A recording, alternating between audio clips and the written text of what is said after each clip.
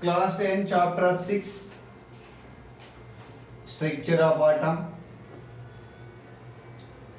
In the previous class, we studied about electromagnetic waves and visible spectrum. Even today, we discuss about the same visible spectrum in structure of atom. Here, the range of wavelength covering red color to the violet color is called visible spectrum. We already know about the visible spectrum. I already explained in previous class. ఇప్పుడు మనం ఏం చేద్దామంటే ఈ visible spectrum ఎలా form అవుతుంది, ఏదన్నా ఒక iron రాడ్ని తీసుకుని మనం దీన్ని జస్ట్ హీట్ చేస్తూ ఉంటే first it change into red colour. చూసారా, మనము దీన్ని హీట్ చేసినప్పుడు ఇది ఏమవుతుంది, రెడ్ కలర్లోకి చేంజ్ అవుతుంది. రెడ్ కలర్లోకి చేంజ్ అవ్వడానికి గల కారణం ఏంటంటే కొద్ది బ్యాక్గ్రౌండ్. ఈ రెడ్ కలర్లోకి చేంజ్ అవుతున్నప్పుడు మీరు అబ్జర్వ్ చేస్తే iron is made up of molecule consisting of atoms consisting of small particles called protons, electrons and neutrons. ఎప్పుడైతే నువ్వు హీట్ ఎనర్జీ దీనికి ఇస్తున్నావో అందులో ఉన్న ఎలక్ట్రాన్స్ ఏమవుతాయి, వైబ్రేట్ అవ్వడం స్టార్ట్ అవుతాయి. నేను లాస్ట్ క్లాస్ ఆల్రెడీ చెప్పాను. ఇప్పుడు ఎలక్ట్రాన్స్ వైబ్రేటింగ్ అంటే ఇట్స్ క్రియేట్ సమ్ వేవ్స్, దాన్నే మనం ఎలక్ట్రోమాగ్నెటిక్ వేవ్స్ అంటాం. లాస్ట్ క్లాస్లో చెప్పాను, అయినా ఒకసారి రివైజ్ చేస్తాం.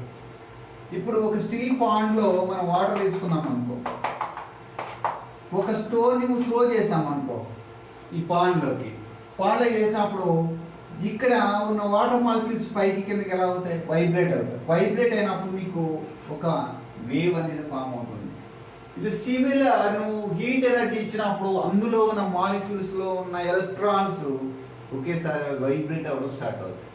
వైబ్రేట్ అయినప్పుడు అవి వేవ్స్ కింద ఫామ్ అయి బయటకు వస్తాయి. నీకు ఫస్ట్ వచ్చింది ఏంటో తెలుసా, ఒక రెడ్ కలర్. అంటే నీకు ఫస్ట్ హీట్ చేసినప్పుడు దాంట్లో ఉన్న ఇందులోని హీట్ ఎనర్జీ ఇందులోకి వచ్చి ఇందులో లైట్ ఎనర్జీ కింద కన్వర్ట్ అవుతుంది. అప్పుడే నీకు ఈ వేవ్ అని బయటకు వస్తుంది. ఇది విజువల్ స్పెక్ట్రమ్ అంటారు. నేను ఇందాక చెప్పిన విజిబుల్ స్పెక్ట్రమ్ అంటే స్టార్ట్ ఫ్రమ్ రెడ్ అని కూడా చెప్పా. ఇక్కడ ఇదిగో, the range of wavelengths covering red color to the violet color is called visible spectrum. దీని wave length starting from 400 nanometres ఉంటుంది.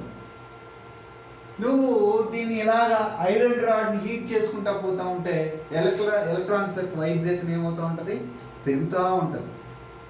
పెరుగుతున్నప్పుడు దాని వేవ్ లెంగ్త్ స్లోగా తగ్గిపోతూ ఉంటుంది. అంటే వేవ్ లెంగ్త్కి దీని ఫ్రీక్వెన్సీకి నేను ఆల్రెడీ లాస్ట్ క్లాస్లో చెప్పాను, lambda represents wave length. Last క్లాస్లో చెప్పాను వేవ్ లెంగ్త్ అనేది ఒక పీక్కి మధ్యలో ఉన్న డిస్టెన్స్ని వేవ్ లెంగ్త్ అంటాం. దాన్ని it is denoted by lambda.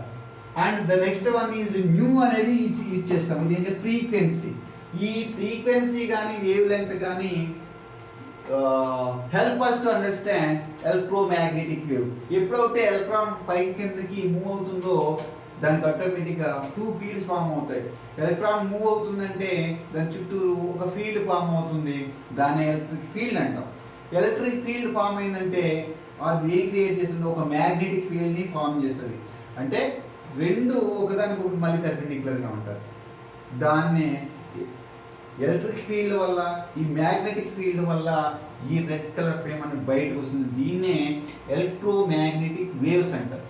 It's religious ఎనర్జీని ఎలక్ట్రోమాగ్నెటిక్ ఎనర్జీ అని పిలుస్తాం. ఇవన్నీ ఇప్పుడు మనకి ఎలక్ట్రోమాగ్నెటిక్ వేవ్సే. ఇవేంటివి ఎలక్ట్రోమాగ్నెటిక్ వేవ్స్. ఇలా ప్రాపగేట్ అవుతూ ఉంటాయి. ఇందులో ఐరన్లో ఫస్ట్ అది రిలీజ్ చేసేది ఏంటి, రెడ్ కలర్. దాని వేవ్ లెంగ్త్ ఎంత ఉంటుంది, 400 లాంబ్డా ఉంటుంది. ఎప్పుడైతే నువ్వు హీట్ ఎనర్జీ అలా స్లోగా ఇచ్చుకుంటా పోయావనుకో ఈ వేవ్ లెంగ్త్ ఇంకా చిన్నగా అయిపోతుంది. అంటే లాంబ్డా అనేది ఏమవుతుంది, డిక్రీజ్ అవుతుంది. దాని ఫ్రీక్వెన్సీ ఏమవుతుంది, ఇంక్రీజ్ అయిపోతూ ఉంటుంది అనమాట. దానికి ఒకదానికొకటి ఇన్వర్స్లీ ప్రపోర్షనల్గా ఉంటుంది. చూసా, ఇక హీట్ ఎనర్జీ ఇలా ఇచ్చుకుంటా పోతే ఏ కలర్లోకి వచ్చేసింది, డైరెక్ట్గా వైట్ కలర్లోకి వచ్చేసింది. అంటే మరి మిగిలిన కలర్స్ మధ్యలో చాలా కలర్స్ ఉంటాయి కదా, మరి రెడ్ తర్వాత వచ్చే కలర్ ఏంటి? ఆరెంజ్. ఆరెంజ్ తర్వాత వచ్చే కలర్ ఏంటి? ఎల్లో.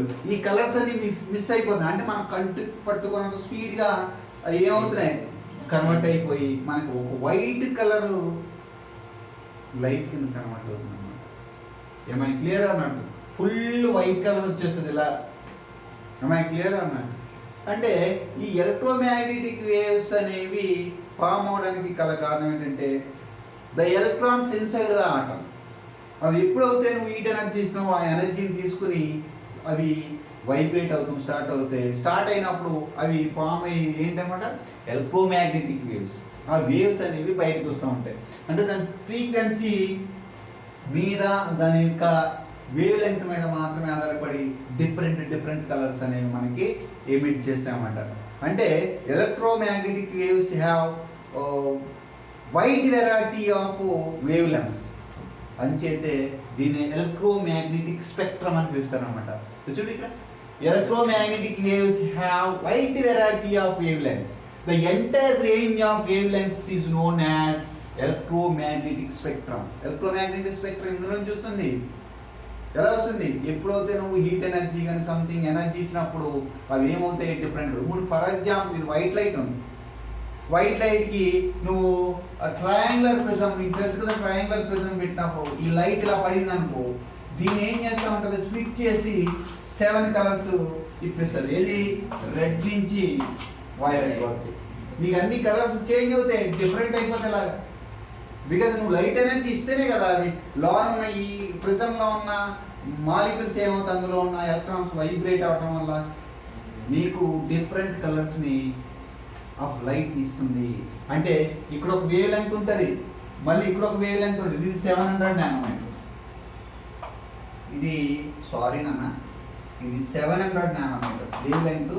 రెడ్ కలర్కి ఎంత ఉంటుంది? సారీ, రెడ్ కలర్కి 700 ఉంటుంది, వైలెట్కి 400 నానోమీటర్స్ ఉంటుంది. గుర్తుంచుకున్నాను. వైలెట్కి ఏ కలర్ వస్తుంది? 400 నానోమీటర్స్ ఉంటుంది. ఎంత ఉంటుంది? 400 నానోమీటర్స్ ఉంటుంది. రెడ్కి 700 నానోమీటర్స్ ఉంటుంది అన్నమాట. అంటే వేవ్ లెంగ్త్ ఇంక్రీజ్ అయిపోతే వెళ్ళిపోయింది అనుకో, దాని ఎలక్ట్రోమాగ్నెటిక్ ఎనర్జీ ఏమవుతుంది? తగ్గుతూ ఉంటుంది అన్నమాట. అదేనమ్మా. అదే వేవ్ లెంగ్త్ మరీ చిన్నగా అయిపోయింది అనుకో, దాని ఫ్రీక్వెన్సీ ఏమైపోతుంది? ఇంక్రీజ్ అవుతుంది. అది ఇంటెన్సిటీ పెరగడం కానీ తగ్గడం కానీ depends upon wave length and frequency. That is very very important. ఇక్కడ చూడండి, electromagnetic spectrum consisting of continuous range of wave length gamma rays to shortest wave length to the radio waves at longer wave length. Longer wave length కూడా ఉంటుంది, అది 1 metre అవుతుంది. దేనికి? Radio waves. నువ్వు తర్వాత board బ్యాండ్కి వెళ్ళిపోతే 1 కిలోమీటర్ వేవ్ లెంగ్త్ ఉంటుంది. ఇది అర్థమైందా? నీకు చూపిస్తానప్పుడు అది ఎలా కన్వర్ట్ అవుతుందో ఒకసారి చూద్దాం. This is very very very important. 400 nanometres to 700 nanometres ఉంటుంది. ఇది ఎంత ఉంటుంది? 400 నానోమీటర్స్ టు 700 నానోమీటర్స్ ఉంటుంది. ఇక్కడ చూడండి, వెరీ సింపుల్. ఒకసారి చాలా జాగ్రత్తగా అబ్జర్వ్ చేయండి అన్న. ఇక్కడ 400 nanometres to 700 nanometres visible light. ఇదే మనకు కనపడుతుంది, మన కంటికి కనపడుతుంది, మిగిలినది ఏమి కనపడదు.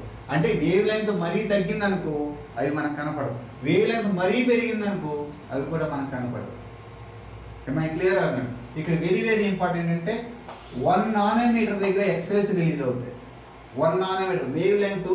ఇక్కడ వేవ్ లెంగ్త్ అనేది ఇక్కడ చిన్నగా ఉంది, ఇట్లా ఉంటుంది. ఈ వేవ్ లెంగ్త్ 1 నానోమీటర్ ఉంటే కనుక వేవ్ రేస్నా ఎక్స్రేస్ చాలా important. The next one is microwaves కూడా ఉన్నాయి. ఇంచుమించుగా అవి 10⁻⁻⁶ కదా, ఇలా తగ్గుతాం. 10⁻⁻5 ఎంత ఉంటుంది? మీటర్స్ ఉంటుంది. అలా స్లోగా వెళ్ళిపోతే రేడియో వేవ్స్. మనం రేడియోలో పాటలు అవి వింటూ ఉంటాం కదా, రేడియో వేవ్స్ వేవ్ లెంగ్త్ కరెక్ట్గా 1 మీటర్ ఉంటుంది.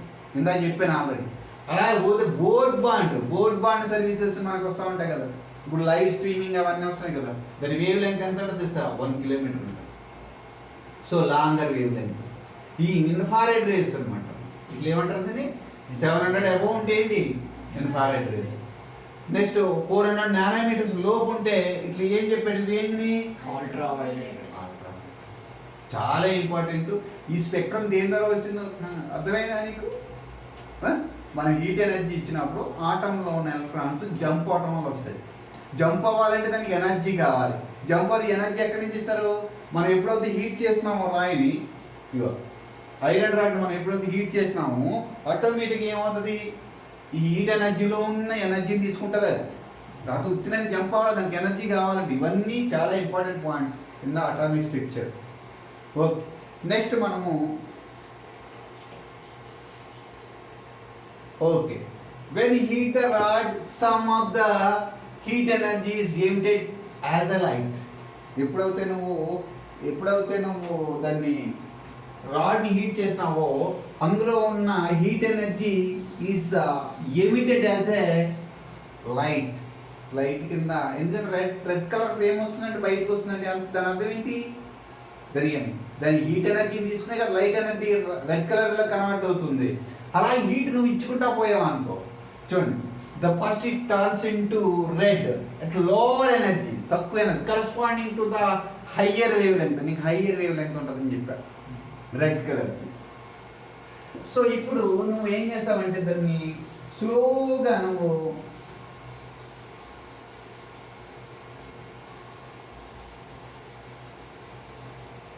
హైయర్ వేవ్ లెంగ్త్ ఉంటుంది, అంటే 700 నానోమీటర్స్ ఉంటుంది.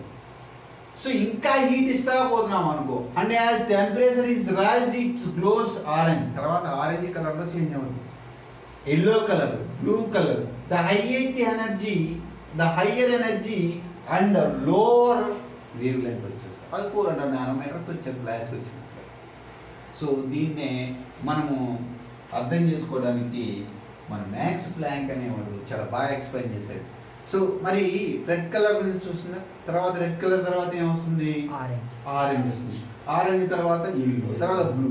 అంటే ఇది ఎనర్జీ బయటికి రిలీజ్ చేసేటప్పుడు ఒక కాన్స్టెంట్ ఎనర్జీ అనేది రిలీజ్ చేస్తుందంట. దాని ఆయన ఒక ఈక్వేషన్ కూడా ఇచ్చాడు. ఈ stands for energy is equals to energy equation H nu, where H is equal to 6.626 into 10 to the power of -34 joules per second. ఎనర్జీని ఎందులో మెజర్ చేస్తాం? జౌల్స్ పర్ సెకండ్ లో మెజర్ చేస్తాం. ఇది యూజ్ చేసుకుని అటామిక్ స్ట్రక్చర్ని బోత్ చాలా బాగా explain చేశాడు. కొన్ని పేజెస్ ఉన్నా కానీ బాగానే ఎక్స్ప్లెయిన్ చేశారు. చూద్దాం అది కూడా. అప్పుడు ఇక్కడ చూడండి, నెక్స్ట్ మనము so Max Planck with continuous energy trades of electromagnetic energy. Electromagnetic waves వల్ల రిలీజ్ అయిన ఎనర్జీని ఏమంటారు? Electromagnetic energy. It is denoted by assuming that the energy is always emitted is a multiples of H nu అని చెప్తారన్నమాట. For example ఇదొక energy state, ఇదొక energy state. Electron ఇక్కడ ఉంది, ఇప్పుడు వైబ్రేట్ అయిన పైకి వెళ్తుంది కదా, వెళ్తుంది కదా. ఈ స్టేజ్ నుంచి స్టేజ్కి వెళ్ళినప్పుడు కొంత ఎనర్జీ అది ఏమవుతుంది? తీసుకోవాలి. ఇక్కడ నుంచి ఇక్కడ జంప్ అవ్వాలంటే లోవర్ స్టేట్ నుంచి అప్పర్ స్టేట్ ఉంటాం. ఆ ఎనర్జీ అనేది ఇది ఇచ్చింది ఏంటి? Equation is equals to H. ఈ మల్టిపుల్స్ కింద ఉంటాయి. ఇది మళ్ళీ ఇంకా సెకండ్ స్టేజ్కి జంప్ అయింది అనుకో, 2 టైమ్స్ ఆఫ్ హెచ్ న్యూ అవుతుంది. ఇంకా పైకి జంప్ అయినా 3 టైమ్స్ ఆఫ్ హెచ్ న్యూ. అలా అనమాట. ఇది జంప్ అవడం మీద దీని ఎనర్జీ అనేది ఆధారపడి ఉంటుందని ఎవరు చెప్తున్నారు? Max Planck. am I clear or not? So these are the multiples of H nu అంటమాట. అంటే ఎనర్జీ కాన్స్టెంట్గా ఇస్తాడు. ఫర్ ఎగ్జాంపుల్ ఇక్కడ ఉన్న ఎనర్జీ ఎగ్జాంపుల్గా ఒక 3 జౌల్స్ ఎనర్జీ ఇచ్చినాం, జౌల్స్ పర్ సెకండ్ ఎనర్జీ ఇచ్చినాం. ఇక్కడ సెకండ్ స్టేజ్ వెళ్ళినప్పటికి డబల్ అవుతుంది. ఎంత అవుతుంది? 6 జౌల్స్ పర్ సెకండ్. ఇంకా పైకి వెళ్తే ఇంకా మళ్ళీ దీనికి మల్టిప్లై చేయి, 3 times 3 9 జౌల్స్ ఇస్తుంది. అట్లా పెరుగుతూ ఉంటుంది అనమాట. దీనికి 2 times, అదే 3 times పెడుతుంది. అంటే ఎంత ఎనర్జీ అది తీసుకుంటారు. మళ్ళీ తీసుకున్న దాంట్లో అలాగే కూర్చోదు అది. దీని ఏంటిది? Absorption of energy that is taken by heat energy. మనం ఇస్తున్నాం కదా, మన హీట్ ఎనర్జీ ఇతర ఉంటుంది, దాంతో తీసుకుంటుంది. మళ్ళీ ఆ స్టేట్లో అది ఉండదు. మళ్ళీ ఎంటే టైం కిందకి జంప్ అవుతూ ఉంటుంది. జంప్ అవుతున్నప్పుడు అంటే కిందకి మళ్ళీ వచ్చారనుకో, ఎంత ఎనర్జీ ఇచ్చిందో ఆ ఎనర్జీని దాన్ని ఎమిట్ చేయాలి. ఫస్ట్ అబ్జార్ప్షన్ చేసుకుంటుంది, తర్వాత మళ్ళీ గ్రౌండ్ దాని కింద స్టేజ్కి వచ్చినప్పుడు ఎంత ఎనర్జీ తీసుకుందో అంత ఎనర్జీ రిలీజ్ చేయడం వల్ల నీకు వచ్చే ఎలక్ట్రోమాగ్నెటిక్ వేవ్ నీకు అది రెడ్ కలర్ కావచ్చు, లేకపోతే ఎల్లో కలర్ కావచ్చు, అది దట్ ఈస్ గివెన్ ఇన్పుట్. నువ్వు ఇన్పుట్లో ఎంత ఎనర్జీ ఇస్తున్నావో దాన్ని బట్టి నీకు అవుట్పుట్లో ఉన్నటువంటి కలర్స్ బయటకు వస్తాయి. అంటే ఎమిషన్ జరుగుతుంది, అబ్జార్ప్షన్ కూడా మనకి జరుగుతుంది. ఎంత ఎనర్జీ తీసుకుంటుందో అంత ఎనర్జీని అది ఆటోమేటిక్గా ఎలక్ట్రాన్ రిలీజ్ చేస్తూ ఉంటుంది అనమాట. తీసుకున్నప్పుడేమో వేవ్ ఇలా వెళ్తుంది అనుకో, మళ్ళీ వచ్చినప్పుడు ఎలా వెనక్కి బ్యాక్ వస్తూ ఉంటుంది. ఇప్పుడు ఇప్పుడు ఇది ఇలా ఉంది, ఇదొక వేవ్ అనుకో, ఇది అబ్జర్వ్ చేసుకుందాం. ఎంత అబ్జర్వ్ చేసుకుందాం అది మళ్ళీ వెనక్కి ఏం చేస్తూ ఉంటుంది అన్నమాట. అంచేతే కలర్స్ అనేవి బయటకు వస్తూ ఉంటుంది. దీన్నే ఎలక్ట్రోమాగ్నెటిక్ స్పెక్ట్రమ్ అంటారు. ఇక్కడ తప్పుపడింది అనేది లేదు. 6.60 × 10⁻⁻34 joules per second, where nu is a frequency of the electromagnetic wave. Frequency అంటే లాస్ట్ క్లాస్ చెప్పాను. ఫ్రీక్వెన్సీ అంటే ఏంటి? ఎలక్ట్రోమాగ్నెటిక్ వేవ్ ఒక పాయింట్ నుంచి పాస్ అవ్వడానికి ఒక యూనిట్ టైంలో ఎంత వేవ్ పీక్స్ ట్రావెల్ అవుతుందో ఆ వేవ్ పీక్స్నే ఏమంటాం మనం? ఫ్రీక్వెన్సీ. అది కూడా నేను డెఫినేషన్ చెప్పాను. ఒకసారి బ్యాక్ అది కూడా చూద్దాం. ఒకసారి రికాల్ చేసుకుందాము. ఇక్కడ ఉంటుంది చూడు. The frequency of the wave is simply the number of wave peaks passing by a given point per unit time. అంటే ఒక పాయింట్ దగ్గర ఎన్ని వేవ్ పీక్స్ ఒక యూనిట్ టైంలో ట్రావెల్ అవుతున్నామో దాన్ని అక్కడ ఏమంటాం? Frequency of the electromagnetic wave. మీకు అది కూడా చూపించాను. ఇంకా బ్యాక్ వెళ్తే ఇది కూడా చెప్పాను. ఈ ఎలక్ట్రాన్ వైబ్రేట్ అవుతున్నప్పుడు రెండు ఫీల్డ్లు పనిచేస్తాయని చెప్పాను. ఒకటేమో ఎలక్ట్రిక్ ఫీల్డ్ అవుతుంది, ఇంకోటేమో మ్యాగ్నెటిక్ ఫీల్డ్. ఒకదానికొకటి పెర్పెండిక్యులర్గా ఉండి ఇది ఎలా మూవ్ అవుతాం. మళ్ళీ వేవ్ ప్రాపగేషన్ పెర్పెండిక్యులర్గా కూడా ఉంటుంది. మరి వేవ్ ప్రాపగేషన్ ఎలా ఉంటుంది? పెర్పెండిక్యులర్గా ఉంటుంది. దీనికి ఉన్న క్యారెక్టరిస్టిక్స్ ఏంటి? లాంబ్డా అంటే వేవ్ లెంగ్త్, ఇంకోటి ఏంటి? ఫ్రీక్వెన్సీ. ఏమర్థమైందా? సో వీటిని యూజ్ చేసుకుని బోర్స్ అనేవాడు ద బ్యూటిఫుల్ మోడల్ని మనకి ఇంట్రడ్యూస్ చేశాడు. దాన్ని బోర్స్ మోడల్ అంటారు అన్నమాట. బోర్స్ మోడల్ వెరీ సింపుల్, ఈజీగా అర్థం చేసుకోవచ్చు మనము. చూడండి ఒకసారి.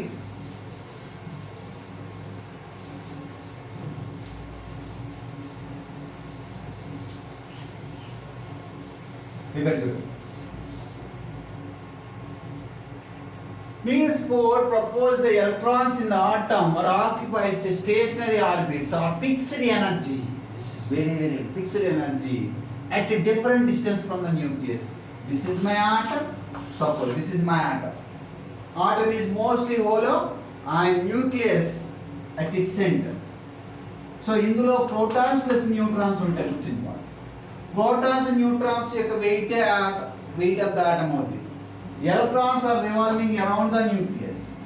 సో ఒక ఆర్బిట్ ఇక్కడ తీసుకున్నాను అంటే ఇది ఒక ఆర్బిట్. ఒక సర్టెన్ డిస్టెన్స్లో ఇవి ఇలా తిరుగుతాం. It have some constant energy అక్కడ ఉందని చెప్పి దీన్ని లోవర్ స్టేట్ అని అంటారు. ఆ స్టేట్లో ఉన్నప్పుడు అది అలాగే తిరుగుతూ ఉంటుంది. దీనికి ఉన్న ఎనర్జీని E1 అని, దాని నెక్స్ట్ ఆర్బిట్కి వచ్చినప్పటికి E2 అని, ఇవన్నీ స్టేషనరీ ఆర్బిట్స్ అంటారు. So when electron revolving in a stationary orbit, its energy is constant. So నువ్వు అబ్జర్వ్ చేస్తే ఇక్కడ వచ్చేసాం అనుకో, ఈ ప్రోటాన్కి ఇక్కడ ఎలక్ట్రాన్స్కి మధ్య ఉన్న అట్రాక్షన్ ఫోర్స్ ఏమో తగ్గుతుంది కదా. తగ్గుతుంది. దగ్గరగా ఉన్నది గట్టిగా అట్రాక్ట్ చేసుకుంటుంది, దూరంగా ఉన్నదానికి ఎక్కువ అట్రాక్ట్. ఆటోమేటిక్గా ఈ ఆర్బిట్ యొక్క ఎనర్జీ ఎక్కువ ఉంటుందా తక్కువ ఉంటుందా? ఎక్కువ ఉంటుంది. ఎందుకంటే ఫ్రీగా తిరుగుతూ ఉంటుంది. దీని అట్రాక్షన్ ఫోర్స్ అంటే దగ్గరికి వెళ్ళి కొద్ది ఈ ఆర్బిట్స్ యొక్క ఎనర్జీ తక్కువ ఉంటుంది, వెళ్ళి కొద్ది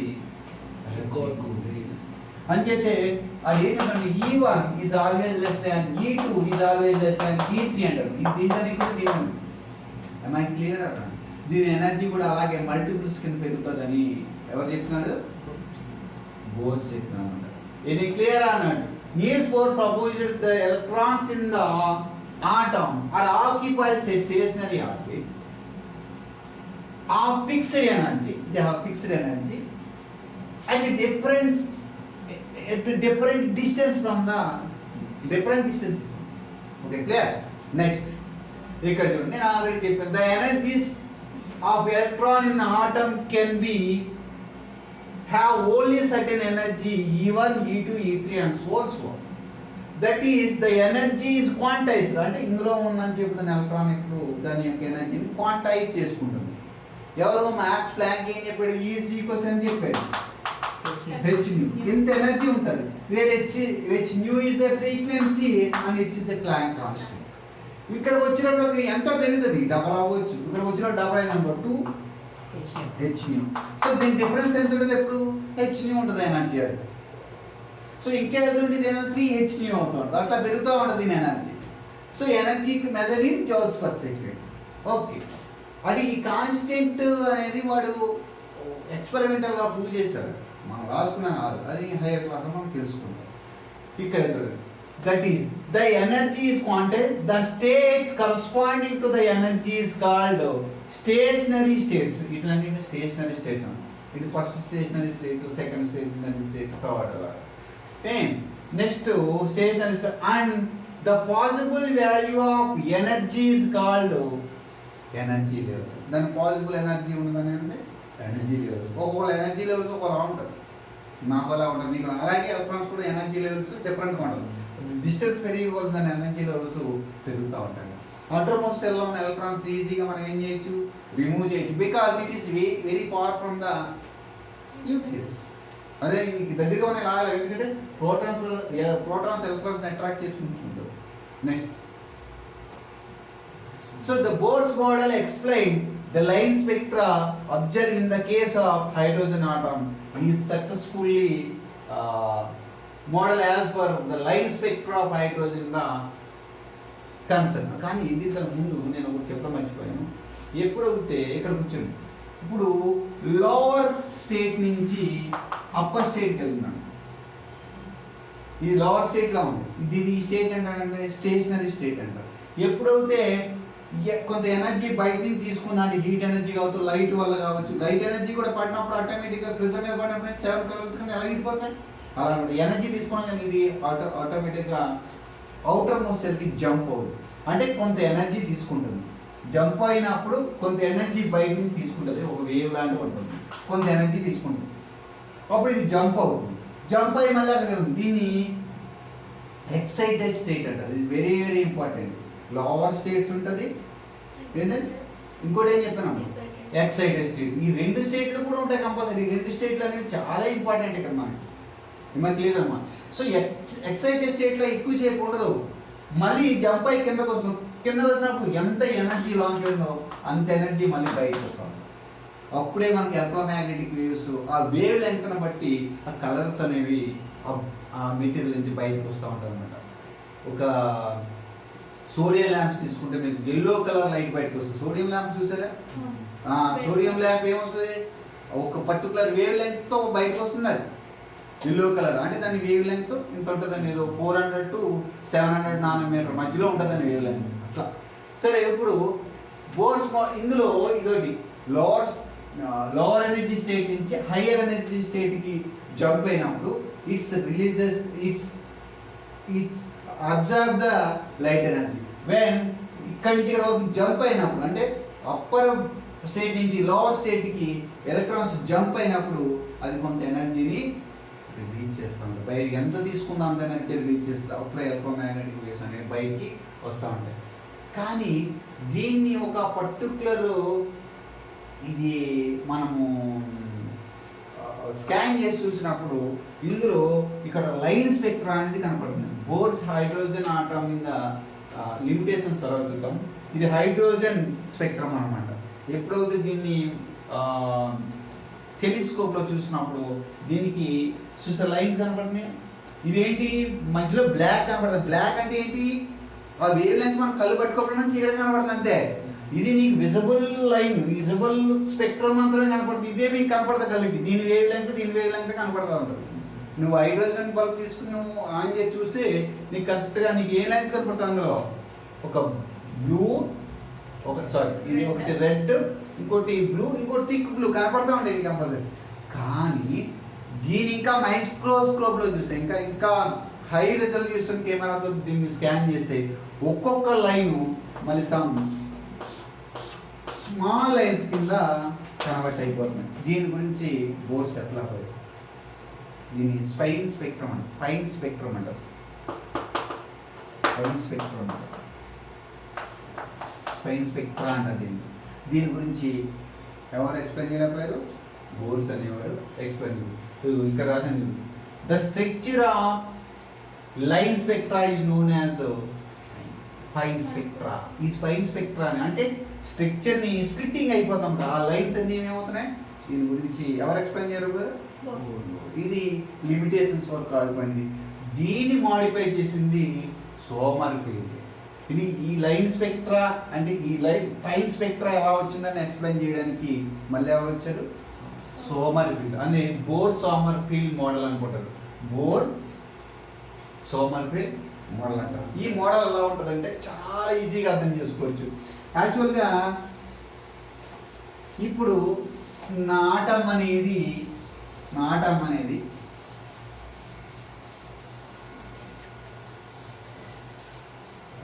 ఇలా ఉంది. ఇది ఆటం అనుకున్నాను, ఇది ఒక ఆటం. ఇందులో మధ్యలో ఏముంటారు? ప్రోటాన్స్ ప్లస్ న్యూట్రాన్స్ ఉంటాయి. ఓకే, ఇది ఇది న్యూక్లియస్. చుట్టూరు ఏముంటాయి? Stationary orbits. ఎవరు ఇంట్రడ్యూస్ చేశారు? బోర్ అనేది ఇంట్రడ్యూస్ చేశారు.